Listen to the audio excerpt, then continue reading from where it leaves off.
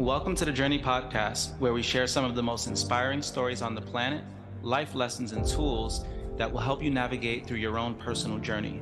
On this episode, you will find a segment from our weekly life coaching platform, the Dream Nation Breakfast Club.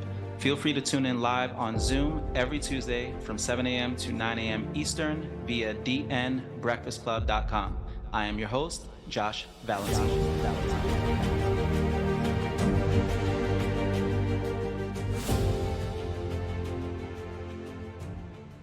Here are the top 20 strategies to become more emotionally intelligent.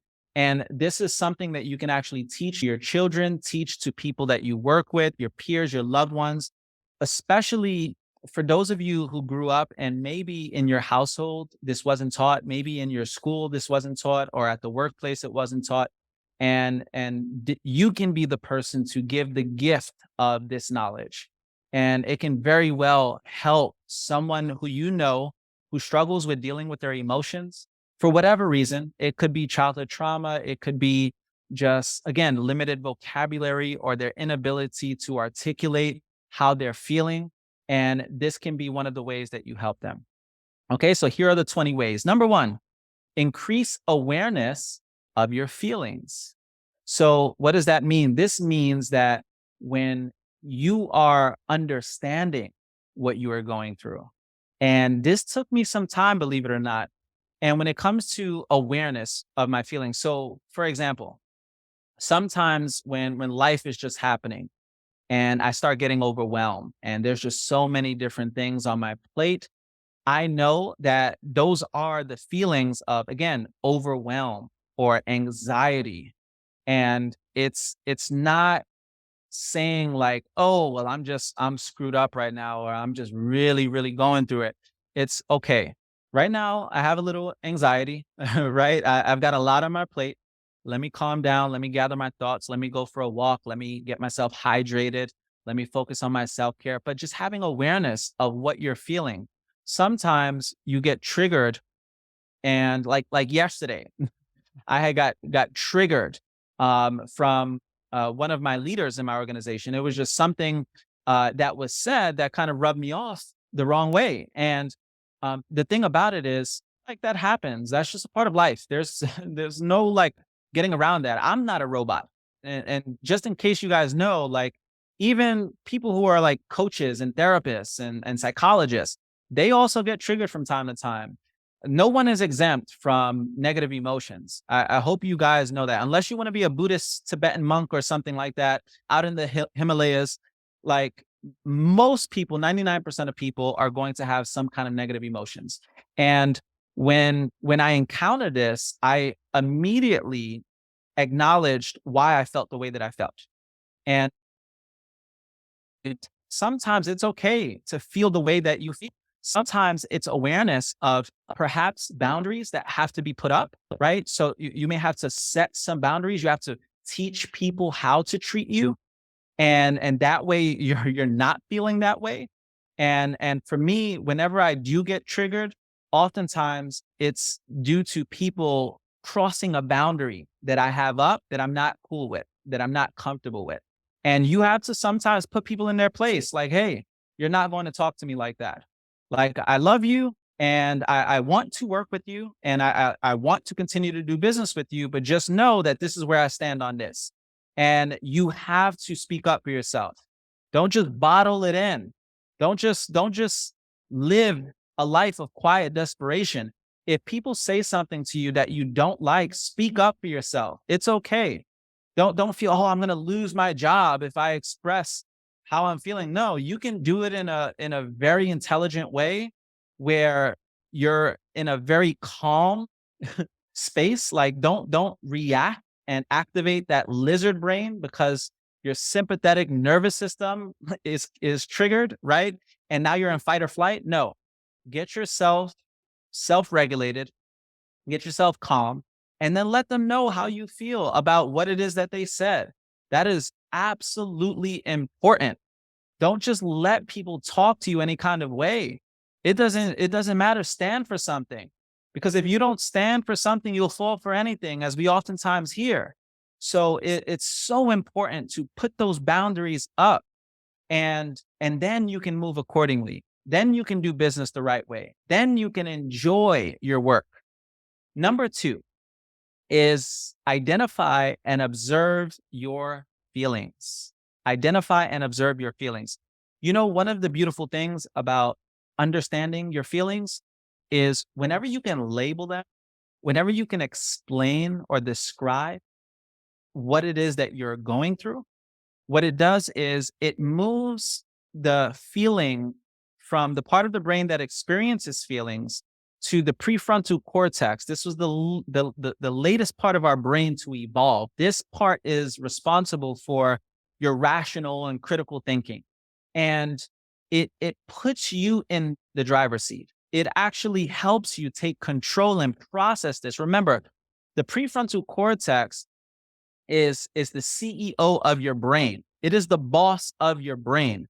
It is the part of your brain that handles all critical, rational thinking. So by you labeling and identifying and observing your feelings in the world of psychology is referred to metacognitive awareness, when you can step outside of your emotions. And this is possible. You know why? Because you are not your body and you are not your mind. You are not your body and brain. It's important to understand that.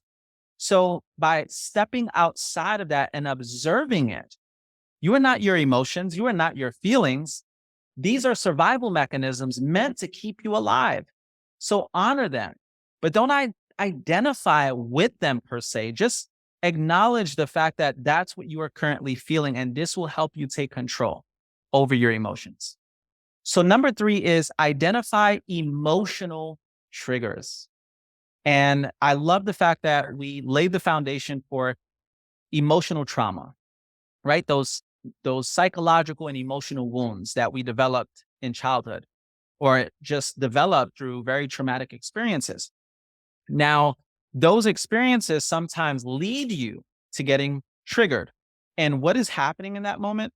What's happening is you had a psychological or emotional wound that never properly healed. And any of you ever get cut, or maybe there's some wound that you had and you forgot it was there, and then something brushed up against it, and you get like triggered in that sense, like, yeah, I forgot that I had that cut on my foot, or I forgot that I had that scab, right? And it's that wound psychologically that gets triggered later on in life. And if you can understand why you are getting triggered and the fact that a lot of it is rooted in, again, maybe not feeling seen or heard when you were a child, not feeling like you are enough. Many times that's what leads to you getting triggered. Maybe you went through something very traumatic with one of your exes. Maybe you were in a marriage that was very toxic. And then that psychological wound that you develop, it carries out later on in other relationships. And it's a cycle. And until you properly heal that wound, and the word heal, by the way, the meaning of healing is to become whole. It's to become whole. And that's the idea, is having the awareness and properly healing from those wounds that you incurred over the years. That's what allows you to become whole. And for those of you who want to attract your soulmate, the way you attract your soulmate and the way you attract a whole person is by becoming whole yourself, because your vibe attracts your tribe. If you are broken, if you are toxic, if you are someone who needs a lot of healing, many times you're going to attract people like that into your life. So it's so essential to do the work to heal yourself and become whole. That way you can attract more people like that in your life. Is this making sense? Hopefully this is making sense for you all. Number 4, I'm asking like I can hear you, but I in my mind, I can see your heads nodding here. Number 4, we have pay close attention to your behavior and do some self inventory. Look at your behavior over the last 24 hours. And thank you for all of those who are commenting. Thank you. Thank you. Number four, pay close attention to your behavior. Look at the last 24 to 48 hours. What are you doing? What are you doing that's self-sabotaging? Let's be real. We all have a little something that we do that is not healthy for us. It may be an addiction to social media.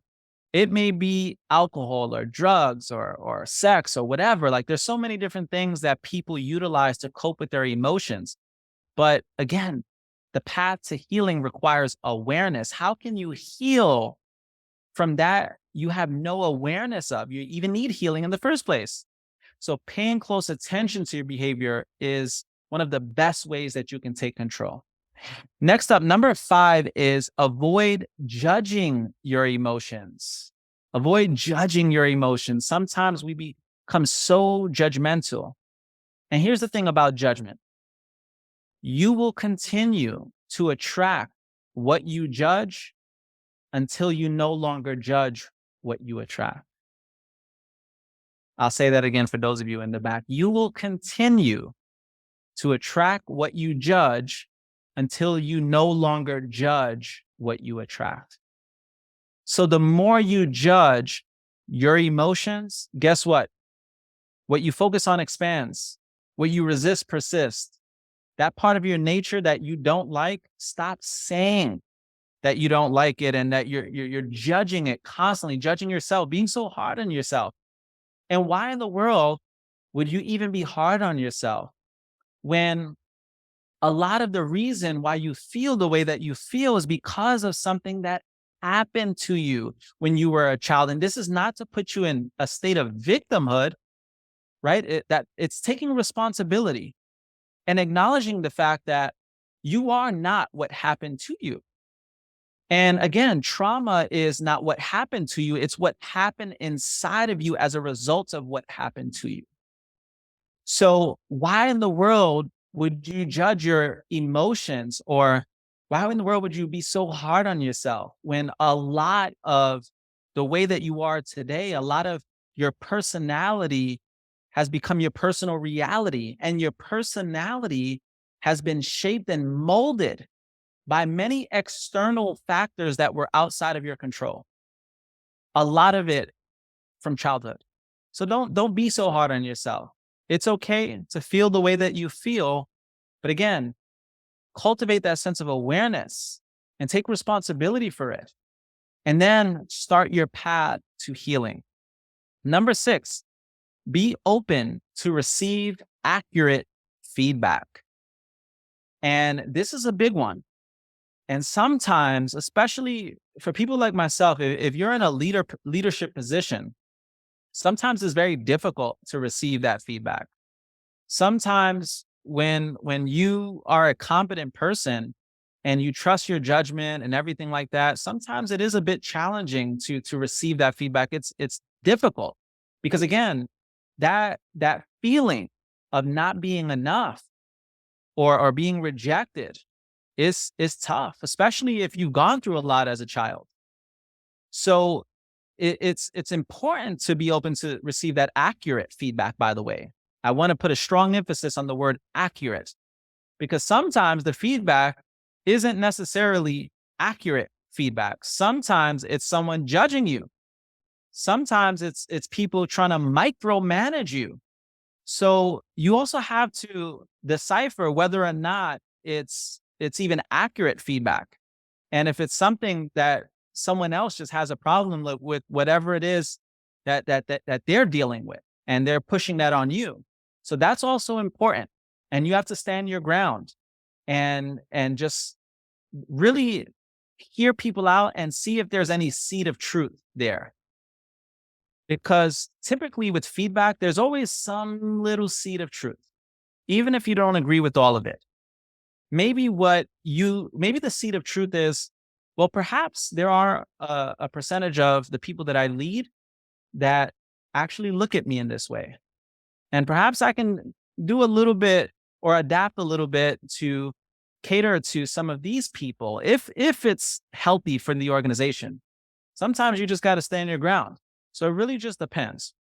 Number 7, and this is a really good one, practice deep breathing. And this I can actually remember in school. I remember this is probably the only emotional intelligence teaching that I can remember from school. And that is you go somewhere and you take a few deep breaths and you count to 10, right? Anybody remember that? Anybody remember when in school that they'll tell you, hey, count to 10, just go somewhere, take a few deep breaths and count to 10. I can most certainly remember that. That's as far as it went. Now, as far as a breathing technique that I would absolutely recommend, the breathing technique is to inhale for at least 4 seconds. So you guys can even try it right now. Inhale for 4 seconds, hold for 4 seconds, and then exhale for 4 seconds. And continue to exhale or hold your breath on empty lungs for 4 seconds. Now, I don't recommend counting to 4 because typically when you count to 4, you're going to count a lot faster than 4 seconds. And the goal is to do this for a minimum of 4 seconds. So I would count to at least 5. Sometimes we'll go 1, 2, 3, 4, right? And that's super fast. So count to 5. That way you can be at least a little bit closer. And it can be a little over 4 seconds. If you can go longer, go longer. Okay. But inhaling for 1, 2, 3, 4, holding 1, 2, 3, 4, and then exhaling 1, 2, 3, 4, and then on empty lungs 1, 2, 3, 4. And you'll notice that your body just starts to calm down. Your cortisol and adrenaline levels start coming down, and your parasympathetic nervous system gets activated.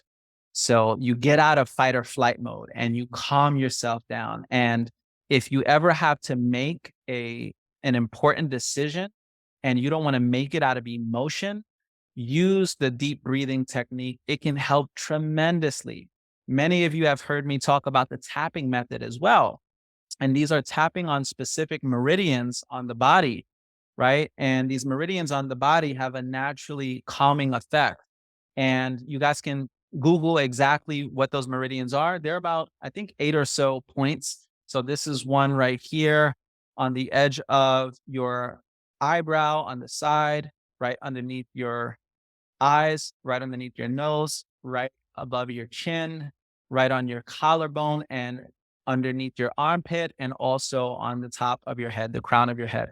These are specific meridians that if you just tap on them for a few seconds, it can naturally calm you down. So find these tools whenever you need them. Like go in your arsenal and get these tools and utilize these tools to just get yourself in a better state emotionally. Okay. Number 8 is to use your emotions constructively. So you can actually use your emotions in your favor. So, prime example, before I start the Breakfast Club, many of you hear me share the audio. If you jump on early, sometimes you'll catch some of the audio that I share.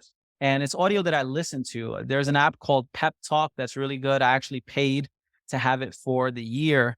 And it's a compilation of many different motivational talks. And it has this really cool cinematic, dramatic music in the backdrop. And it alters my dopamine and it has me feel more empowered just hearing these audios. So that can be a way that you channel those emotions in your favor. And there's so many different ways to do this. So find things that get you empowered, motivated, inspired, and use them constructively. Okay. Number 9 is expressing your emotions. Be assertive. So important. Don't beat around the bush. Be assertive and know how to properly express your emotions. And know that for emotions that are typically perceived of as negative, so maybe you being angry, know that there's a such thing as healthy anger. So, for example, if someone crosses your boundary, healthy anger will say, hey, don't think you can talk to me that way. Like back up. Someone crosses your space. You ever have someone get a little too close and you like back up, like you like so close. right? That is healthy anger. That is there for a reason. But unhealthy anger is when you feel it and you don't express it at all. And you just bottle it in. And this creates, again, energy blocks and trauma in your body. Okay. So be assertive when it comes to expressing your emotions. Number 10 is change your emotional state. As you guys heard me mention earlier, the emotion triad is knowing how to change your emotional state at any point in time. So if you're feeling depressed, ask yourself, what is my body doing right now? You may be slumped on a couch. Maybe you ate something that's super unhealthy for you, right? And it made your body, your pH levels just went they're like off because you ate something that's very acidic. There's certain things that affect your emotional state. Maybe you're focusing on something negative. You probably got off of a phone call, and that phone call is affecting your mood. Change your emotional state. Learning how to change it. This is what emotional intelligence is about. When you're like at work and you're just sad or depressed, taking control. This is your free will. This is what God blessed us with, is the ability to control our emotions at any point in time. But you know what's the problem? Most people relinquish their free will to their body, and their body's in the driver's seat. And you have to get that body out of the driver's seat and put the soul in it. Put your soul in the driver's seat. And the soul can identify that it's not the body, it's not the mind. And it's saying, okay, this is how I'm feeling, but the soul takes charge. And the soul can take charge when it understands how to change its emotional state at any point in time. This, by far, will be one of the most valuable things that you ever learn in your lifetime. If, for example, you're hangry, I know I have my ways. My wife, talks to her long enough, she'll tell you I can sometimes get impatient, right? And sometimes when I get impatient, it's because I feel like I'm losing control. It's because I may be a little hangry. And in that moment, I'm starting to get impatient now because I'm hangry. And if you don't know why you're feeling what you're feeling, you're going to be in bondage to your emotions. So the way you change your emotional state is awareness, and also just understanding what determines your emotional state in the first place. And that's body, focus, language. Okay, so your physiology, what you're focusing on at any point in time, and the language or meaning you give to your situation. You can look at what you're going through as the worst thing in the world, or you could reframe it and look at it as a learning experience. You could reframe it and say, you know what? Maybe there's some gift here. Maybe there's something to learn here, and reframe it so that it works in your advantage. Remember, a belief does not equate to truth. A belief is something that you just accepted as truth for you because you have a lot of reinforcing ideas that make it so. So if you're going to believe in anything, ask yourself, is it useful? Is it valuable? Is it serving me? Is it helping me with my life? Next up, we have number 11, read body language. Read body language, number 11. So you can sometimes, as a leader or as a teammate, you can understand what someone is going through just by looking at their body language, their vibe. And if you could just look at someone like, oh yeah, they're going through it, right?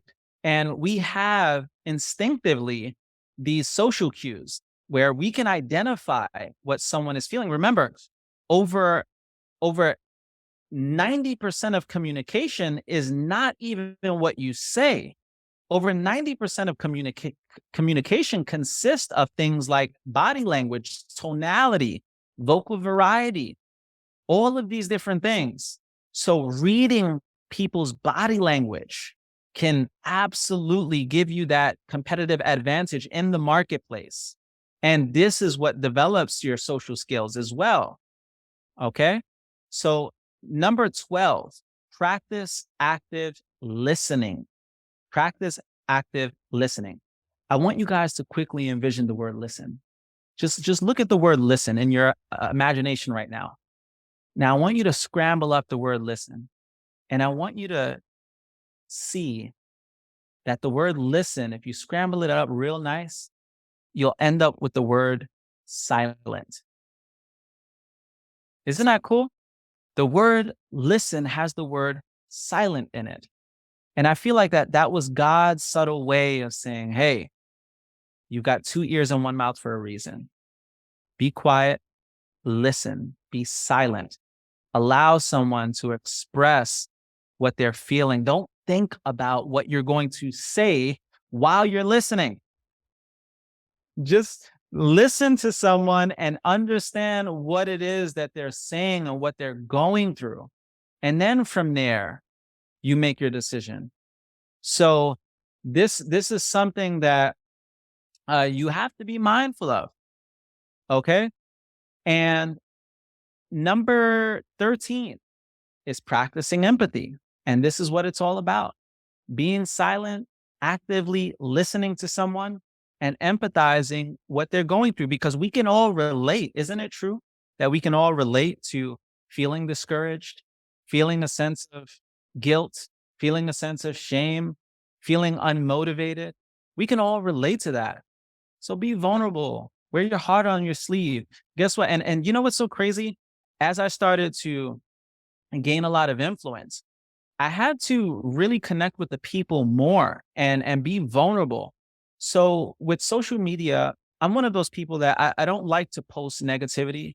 I don't like to stir up, political things and religion and all these different things. Like, we keep it very neutral, very high vibrational, if you will. And I like to just showcase me living my best life. But the reality is, I also have moments where I'm overwhelmed, moments where I have a little bit of anxiety and things like that. Right. And I had to be more open and vulnerable about this part of my life. I also have a lot of things that I dealt with over 20 years of living with PTSD and having these things affect me later on in life in different areas of my life. So it's not all sunshine and rainbows. And it was so important for me to just empathize with people, to become a better leader. I had to be able to go deep with people and let them know, like, hey, I'm human as well. And it's funny because I was talking to one of my best friends, and he mentions, like, hey, you do refer to your life being like heaven on earth, right? And that's how I genuinely feel most of the time. It's like heaven on earth because of my perspective. I've wired and altered my mental model of the world in such a way that I do feel these beautiful feelings with my life, my family, everything. But the reality for most people is that's not the case. So it's one thing for me to talk about how incredible and dynamic life is, but how am I truly going to be able to lead the people if I cannot meet them where they are? So it is important for me to share, different aspects of my life and just talk about the real stuff. Talk about stuff that people struggle with. Like, let's be real. Most people do struggle financially. Most people do struggle with their emotions. Most people do struggle in their relationships, do struggle with their health.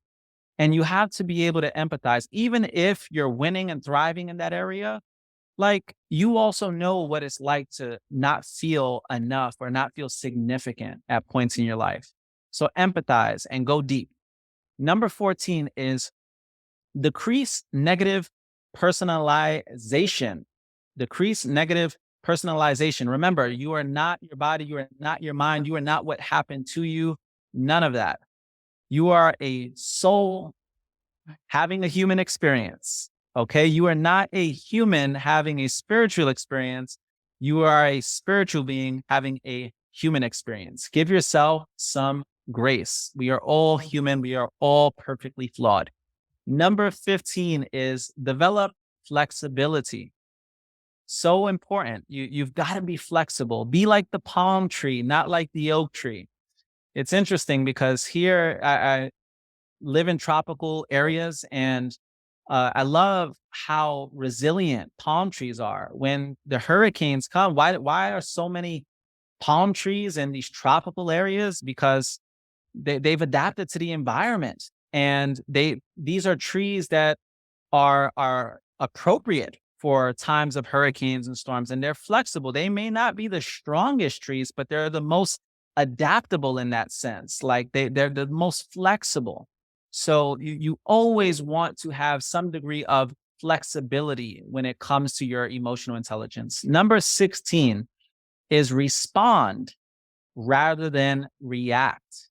Respond rather than react. And to be responsible is to be able to respond. It's response able. So the more able you are to respond, the more intelligent or emotional intelligent you become. So the thing about it is we all have this very primitive part of our brain, which was the very first part of our brain to evolve, and that is the lizard brain, the reptilian brain. And that brain is not saying that, hey, we were once lizards. That's not what it's about. It's just that part of your brain that was one of the first to evolve. And when it comes to that, that's your survival mechanism. That's your fight or flight kicking in. And oftentimes our behavior is being driven by that lizard brain, by that part of your brain that's reactive. And it's so important to develop the muscle of thinking before you act. Any of you have gotten into trouble acting before you think? Anytime again that I've gotten myself into trouble, it's been because I acted before I thought. And if you can just flip it to start to think before you act, calm yourself down. Because again, you're probably triggered in that moment, and your sympathetic nervous system and fight or flight is triggered and it's turned on. And now you're going to say something that you're probably going to regret afterwards. So I love the 10-10-10 method that I oftentimes share. And it's taking some time to think about, how is this action or this behavior going to affect me in 10 minutes? How is it going to affect me in 10 days? How is it going to affect me in 10 months? So prime example, if your boss triggers you and you just flip out on him, rather than calming yourself down, imagine you just flip out on him or her.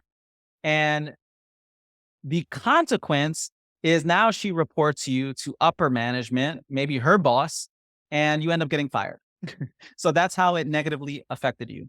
So again, how will it affect you? You may say something to your child, and screw 10 months. How will this statement to your child affect them in 10 years?